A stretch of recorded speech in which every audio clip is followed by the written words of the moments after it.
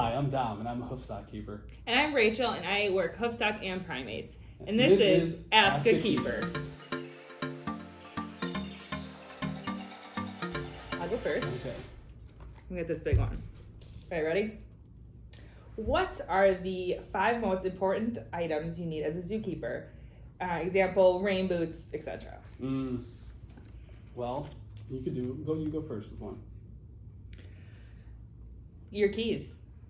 Yeah, you kind of have to have your keys to get into places. There's different gates you have to get through, different enclosures and everything. I have about 6 or 7 different keys in my key ring, and they're all colored, thankfully, because otherwise I'd forget which ones I needed. What's another thing? That's one. Your radio. Very important to have because you have to be able to communicate with people across the zoo, listen if there's any announcements or anything. Or switch to different channels to have private conversations about things. But you definitely need to have your radio. What else? Not a physical thing, but you need an education because we need to know about the animals we work with, and it's very important to be able to pick up on little things if they're not feeling well or just overall husbandry things. So knowledge of our animals is important. Right. Another big one I would say is a multi-tool. Taking everything out, all right. Well, I mean, it's props. What do you know? A multi-tool is super useful just for cutting things, or if there's a screwdriver on it, like you need that sometimes, or just literally anything throughout your day, you'll probably need a multi-tool or at least a knife for. Rain boots is extremely important. I mean, it rains almost every single day here, so you're constantly having to walk through puddles. If you don't have rain boots, you're going to quickly ruin whatever other boots you have. So if you don't have a pair of rubber boots that go up to your knees, especially in certain exhibits, it could be a problem. And it's raining. Raining just as I said that. So I hope you can hear that. Perfect timing. All right, Dom. All right, let's see. I'm a little nervous about this. Oh no. Who are your favorite animals to feed? That's kind of tough, actually. To feed specifically. To feed. Well, since I do primates, I would say I think the lemurs are really cool to feed. We're able to be a little more hands-on with them, and lemurs tend to grab their food and lift their mouth and chew, and I just think that's kind of cool. I also think the bongo, antelope, are very cool to feed. I don't know. They're rough tongues, so. Yeah, they're like big old puppy dogs. So. Yeah. My favorite are the cranes, Elaine and Jerry. The one, Jerry, he's a 36-year-old crane. He's an old man, and he's really fun to feed because he loves corn. And if he sees you coming to the exhibit and you start calling his name, he will perk up and start following you around, and he'll get pretty close for his corn. So he kind of purrs like a cat when he eats it too, which is he really loves Jerry. You love Jerry. Jerry's probably my favorite animal. All right. What's been your proudest moment as a zookeeper? I had a feeling this is going to happen. Honestly, probably... proudest moment as a zookeeper? Yes. What has been your proudest moment as a zookeeper?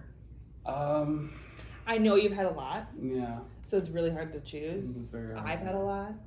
But just first one that comes to your head. First one comes to my mind, actually, probably what happened today. When medicating animals can be really difficult, especially since sometimes you can't just walk up and give them medication. For really flighty animals that don't like being near you, you have to get creative and find ways to medicate them. We've been having an issue with one of our gazelle, Clover. Gazelle can be very hard to medicate, especially when there's multiple gazelles in a single exhibit. And you kind of have to portion their food away to make sure only one's eating from something, but they all get curious, especially our younger one, Little Mac. He wants to go up to any piece of food that you put in there.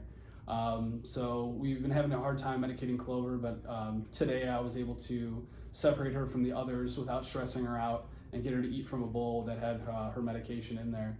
And it's just a good feeling to be able to do that. I mean, there's a lot of other moments, obviously, but it's satisfying not to know, to not only know that a plan is going off as you wanted to, but to know that your animals are staying healthy as a result of something that you did. What about you? I would agree that that's a very important part of our job. I would say I have a lot leading up to, jobs. I guess I'm just proud of my overall ability to work hard to get a full-time position at the Naples Zoo. I also had experience working with primates at a sanctuary, and as I've also helped hand rear an infant orangutan. So those are some pretty proud moments It's pretty cool. as a zookeeper. Thanks. I'm proud of you. Yeah, I'm proud of you too. Thanks. Very proud. The one might say the proudest. The proudest. All right. Let's see here. What animal would you like to see added to the Naples Zoo animal collection? I think okapi would be cool. I think rhino would be cool. Honestly, the first thing that came to mind are birds. More birds. Yeah. As many birds as we can get. All the birds. Every bird possible. Our last question. Ooh, this might be. Okay. What is your favorite behavior to train? I've had some really successful scale training behaviors done, and I just think that's kind of one of my proud moments as well.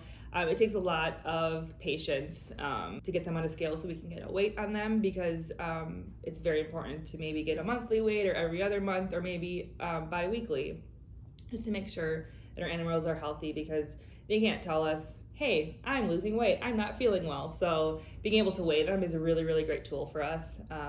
So I find that probably my favorite to do.